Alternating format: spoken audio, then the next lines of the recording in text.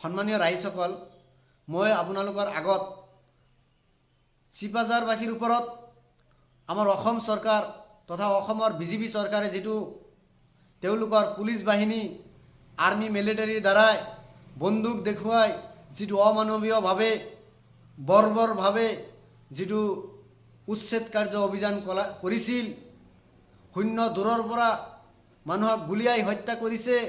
কেৱল গুলিয়াই হত্যাই কৰা নাই, আৰু হত্যা কৰাৰ পিছত সেইসকলৰ যিবিলাক অপাৰেটৰ আছে বা সেইসকলৰ যিবিলাক সাংবাদিক আছে সিহঁতৰ দ্বাৰাই তেওঁক মৰা মানুহৰ ওপৰত জঁপিয়াইছে।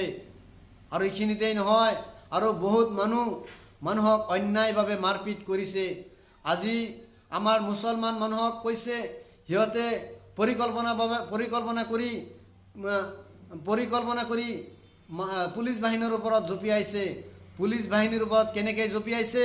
আজি পুলিচ বাহিনীয়ে গুণ্ডাৰ নিচিনাকৈ মানুহৰ ওপৰত লাঠিচাৰ্জ কৰিছে, কন্দুৱা গেছ সাৰিছে, গুলীবৰ্ষণ কৰিছে, মানুহক মাৰপিট কৰিছে।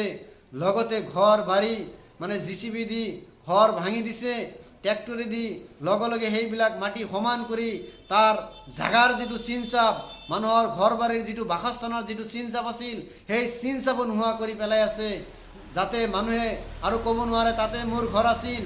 সেনেকুৱা কোনো ধৰণৰ চিনচাপৰ ব্যৱস্থাও এই চৰকাৰে ৰখা নাই।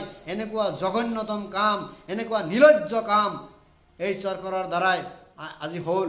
গতিকে এইখিনি ঘটনা, ইমানখিনি ঘটনা আজি মুছলমান হোৱাৰ কাৰণে এই বস্তুটো হ'ল, এনেকুৱা ঘটনা হ'ল। তাতে যদি বেলেগ জাতিৰ মানুহ থাকিলেহেঁতেন হয়তো এনেকুৱা আৰু নিন্দনীয় ঘটনা নহ'লহেঁতেন। আৰু এই ঘটনাটো লৈ আজি আমাৰ একাংশ সাংবাদিকসকলে এইটোক লৈ ৰাজনীতি কৰি আছে, বিজেপিৰ লগত চামচাগুৰি কৰি আছে, বিজেপিৰ লগত দালালগুৰি কৰি আছে। গতিকে মই সেইসকল সাংবাদিকসকলকো মই অনুৰোধ কৰিছোঁ, আপোনালোকে ন্যায় নীতি প্ৰতিষ্ঠিত কৰক, আপোনালোকে হকৰ হৈ আপোনালোকে মাত মাতক, আমি আপোনালোকক বিশ্বাস কৰোঁ, আপোনালোকৰ কথা আমি মানি লওঁ।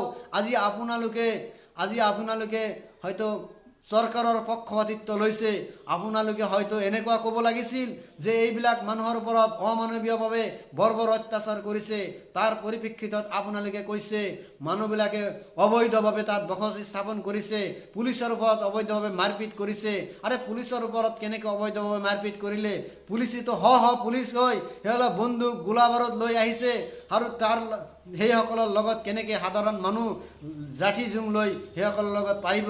গতিকে এইটো চৰকাৰে যে সিহঁতৰ পুলিচ বাহিনী লৈ এটা চক্ৰান্তমূলকভাৱে এনেকুৱাকৈ এটা প্লেনিং কৰি পেলাই উচ্ছেদ কাৰ্য কৰিলে, এইটো সঁচাকৈ এটা দুৰ্ভাগ্যজনক কথা। গতিকে মই আমাৰ সাংবাদিক বন্ধুসকলক মই অনুৰোধ কৰিছোঁ, আপোনালোকে সদায় ন্যায়ৰ পক্ষত আপোনালোকে কথাও ক'ব, আপোনালোকে অন্যায়ৰ পক্ষত কেতিয়াও কথা নক'ব। তাৰ কাৰণে মই আপোনালোকক অনুৰোধ কৰিছোঁ। জয় আই অসম।